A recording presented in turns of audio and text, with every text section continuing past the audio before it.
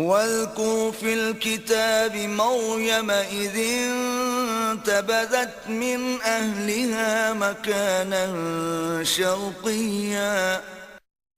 اور اے حبیب مکرم، آپ کتاب قرآن مجید میں مریم علیہ السلام کا ذکر کیجئے جب وہ اپنے گھر والوں سے الگ ہو کر عبادت کے لیے خلوت اختیار کرتے ہوئے مشرقی مکان میں آ گئیں۔ فاتخذت من دونهم حجابا فأرسلنا إليها روحنا فتمثل لها بشرا سويا۔ بس انہوں نے ان گھر والوں اور لوگوں کی طرف سے حجاب اختیار کر لیا تاکہ حسن مطلق اپنا حجاب اٹھا دے، تو ہم نے ان کی طرف اپنی روح یعنی فرشتے جبرائیل کو بھیجا، سو جبرائیل ان کے سامنے مکمل بشری صورت میں ظاہر ہوا۔ قالت انی اعوذ بالرحمن منك ان كنت تقیا۔ مریم علیہ السلام نے کہا، بے شک میں تجھ سے خدائے رحمان کی پناہ مانگتی ہوں اگر تو اللہ سے ڈرنے والا ہے۔ قال انما انا رسول ربك لأهب لك غلاما زكيا۔ جبرائیل علیہ السلام نے کہا، میں تو فقط تیرے رب کا بھیجا ہوا ہوں، اس لیے آیا ہوں کہ میں تجھے ایک پاکیزہ بیٹا عطا کروں۔ قالت أنا يكون لي غلام ولم يمسسني بشر ولم أك بغيا۔ مریم علیہ السلام نے کہا، میرے ہاں لڑکا کیسے ہو سکتا ہے جبکہ مجھے کسی انسان نے چھوا تک نہیں اور نہ ہی میں بدکار ہوں۔ قال كذلك قال ربك هو علي هين ولنجعله آية للناس ورحمة منا وكان أمرا مقضيا۔ جبرائیل علیہ السلام نے کہا، تعجب نہ کر، ایسے ہی ہوگا، تیرے رب نے فرمایا ہے یہ کام مجھ پر آسان ہے، اور یہ اس لیے ہوگا تاکہ ہم اسے لوگوں کے لیے نشانی اور اپنی جانب سے رحمت بنا دیں، اور یہ امر پہلے سے طے شدہ ہے۔ فحملته فانتبذت به مكانا قصيا۔ پس مریم علیہ السلام نے اسے پیٹ میں لے لیا اور آبادی سے الگ ہو کر دور ایک مقام پر جا بیٹھیں۔ فأجاءها المخاض إلى جذع النخلة قالت يا ليتني مت قبل هذا وكنت نسيا منسيا۔ پھر درد ذہ انہیں ایک کھجور کے تنے کی طرف لے آیا، وہ پریشانی کے عالم میں کہنے لگیں، اے کاش میں پہلے سے مر گئی ہوتی اور بالکل بھولی بسری ہو چکی ہوتی۔ فناداها من تحتها ألا تحزني قد جعل ربك تحتك سريا۔ پھر ان کے نیچے کی جانب سے جبرائیل نے یا خود عیسیٰ علیہ السلام نے انہیں آواز دی کہ تو رنجیدہ نہ ہو، بے شک تمہارے رب نے تمہارے نیچے ایک چشمہ جاری کر دیا ہے، یا تمہارے نیچے ایک عظیم المرتبہ انسان کو پیدا کر کے لٹا دیا ہے۔ وَهُزِّي إِلَيْكِ بِجِذْعِ النَّخْلَةِ تُسَاقِطُ عَلَيْكِ رُطَبًا جَنِيًّا۔ اور کھجور کے تنے کو اپنی طرف ہلاؤ، وہ تم پر تازہ پکی ہوئی کھجوریں گرا دے گا۔ فَكُلِي وَاشْرَبِي وَقَرِّي عَيْنًا فَإِمَّا تَرَيِنَّ من البشر أحدا فقولي إني نذرت للرحمن صوما فلن أكلم اليوم إنسيا۔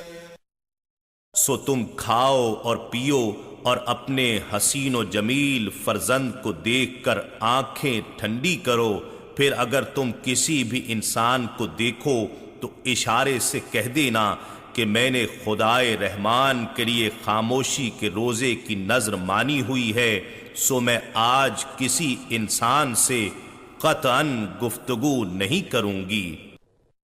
فأتت به قومها تحمله قالوا يا مريم لقد جئت شيئا فريا۔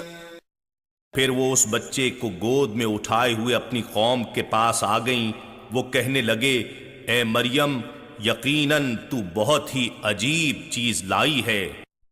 يا أخت هارون ما كان أبوك امرأ سوء وما كانت أمك بغيا۔ اے ہارون کی بہن، نہ تیرا باپ برا آدمی تھا اور نہ ہی تیری ماں بدچلن تھی۔ فأشارت إليه قالوا كيف نكلم من كان في المهد صبيا۔ تو مریم علیہ السلام نے اس بچے کی طرف اشارہ کیا، وہ کہنے لگے ہم اس سے کس طرح بات کریں جو ابھی گہوارے میں بچہ ہے۔ قال إني عبد الله آتاني الكتاب وجعلني نبيا۔ بچہ خود بول پڑا بے شک میں اللہ کا بندہ ہوں، اس نے مجھے کتاب عطا فرمائی ہے اور مجھے نبی بنایا ہے۔ وجعلني مباركا أينما كنت وأوصاني بالصلاة والزكاة ما دمت حيا۔ اور میں جہاں کہیں بھی رہوں اس نے مجھے سراپا برکت بنایا ہے، اور میں جب تک بھی زندہ ہوں اس نے مجھے نماز اور زکوٰۃ کا حکم فرمایا ہے۔ وبرا بوالدتي ولم يجعلني جبارا شقيا۔ اور اپنی والدہ کے ساتھ نیک سلوک کرنے والا بنایا ہے، اور اس نے مجھے سرکش و بدبخت نہیں بنایا۔ والسلام علي يوم ولدت ويوم أموت ويوم أبعث حيا۔ اور مجھ پر سلام ہو میرے میلاد کے دن اور میری وفات کے دن اور جس دن میں زندہ اٹھایا جاؤں گا۔ ذلك عيسى ابن مريم قول الحق الذي فيه يمترون۔